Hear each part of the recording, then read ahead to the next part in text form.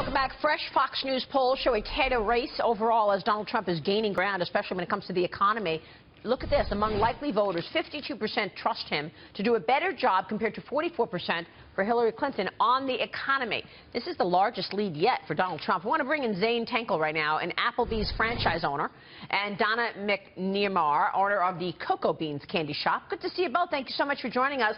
And we wanted to have you guys on because we want to take a look at small business and how your lives may be different post this election. So, Donna, why do you think Donald Trump is gaining ground on the economy? I think because everybody's looking at it and saying he's a businessman and he knows business.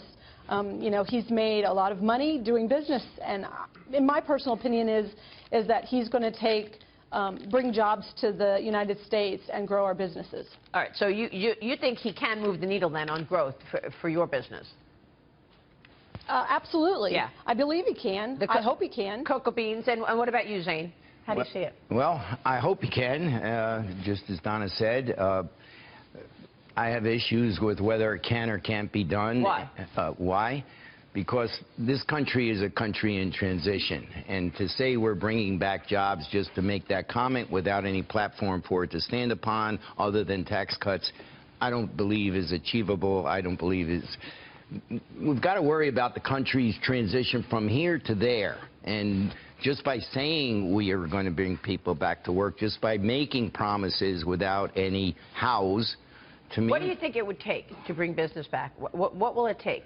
Well, so much of our country is dependent upon psychological factors, so maybe Donna's right.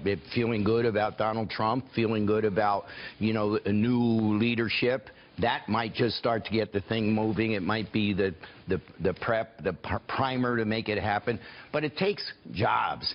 We have so many people that have moved out of the workforce and that are standing on the sidelines today that are not counted in the unemployment factor. It takes people with discretionary income. You can't legislate money into people's pockets with minimum wages. It doesn't happen that way. We need good jobs. But what about just some of the Trump proposals? 15% corporate tax rate.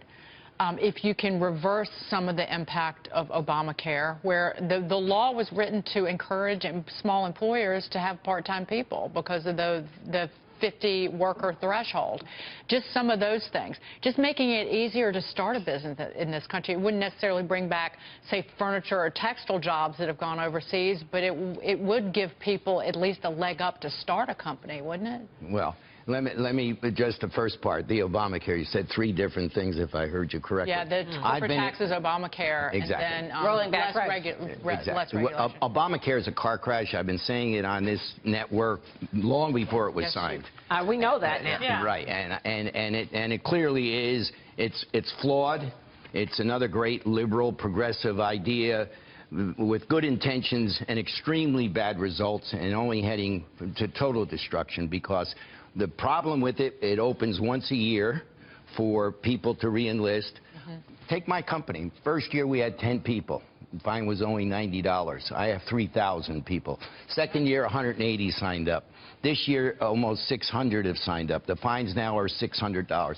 It's 4 years later. 4 years later, you get diabetes, you have heart conditions. As you get older, you get infirmities, you get pre-existings. So you have a pool left with only sick people. It's not the concept of insurance. It's inevitable. I'm supposed to be smart to know that. I went to the Wharton School with Donald. I didn't learn it in Wharton. Did you actually go to school with him, or you just went to the same college? I went to school, truth be known, with your father-in-law, not with Donald. My father-in-law did go. I'm curious. I know he did. So Donna's take. Yes. Donna, how are you feeling just overall business environment-wise? Are people starting to spend, or are people worried about rising health care costs? Like, how is business going for you in Ohio right now? Business is not bad for us in Ohio, but it always could be better. We've watched kind of a slow rise since the economy tanked a few years ago. You know, people were paying huge amounts of money in their insurance and taxes and that kind of stuff. And so for us, and I said it before, our business is kind of not a necessity. Even though I think chocolate's a necessity, but it's not a necessity. And when our costs go up everywhere else, that's kind of where they cut their costs at. So obviously we think Donald Trump is going to help small business. What do we think is going to happen if Hillary Clinton becomes president? Good question. Yeah.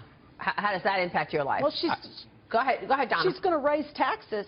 Right. She's going to raise taxes. And what's that mean for you? And raise wages. Yeah. So what happens then? She's going to waste.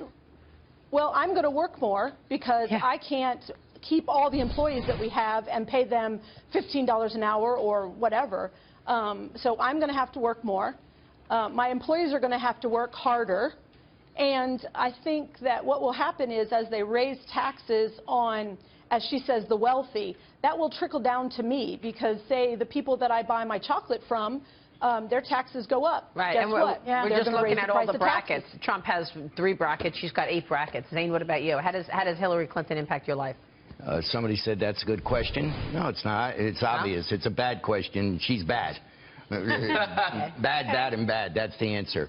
Listen, I want to love Donald Trump. I want to love him to death. I know him a little bit. The reality is I'm concerned about the deliverables. And I'm concerned about just pandering to the people and saying jobs come back. And, yes, Obamacare has to go. There's no doubt. But what replaces it in the interim, if anything? And we've pushed them. We've pushed surrogates and members of his campaign. And they have no answers. That's my concern. Selling insurance across state lines. I am first and foremost a realist. An American. I hosted 2,000 people yesterday at the Waldorf Astoria. We had John Brennan from the CIA. We had the Commandant of the United States Marine Corps. And I stood up and I said that in front of 2,000 people, FBI, Secret Service, DEA. I said the same thing. I am first and foremost an American. If Donald Trump can do 10% of what he does for me, Zane, Tankel, Apple, Metro, my 3,000-plus employees, it's fantastic. My concern is it's not doable. So you're not buying it. You're not buying it. I'm an intelligent, I like to think intelligent in person. Not buying it. It's not possible. Right. And lastly, and most importantly, go back to the Obamacare. There's a malaise in the economy. There just seems to be. That's Obamacare. We're taking money out of circulation. We're giving it to the government to redistribute. When you cut taxes or when you put money into the economy, it recirculates. So, as Donna said, a rich guy gets a tax cut. He spends it on candy. He spends it. Here, the government is confiscating money in either fines or directly health care fees, and they hold it. And they give it to people. Now, no one has any concept of the trillions of dollars that are coming out of our economy. That has to go.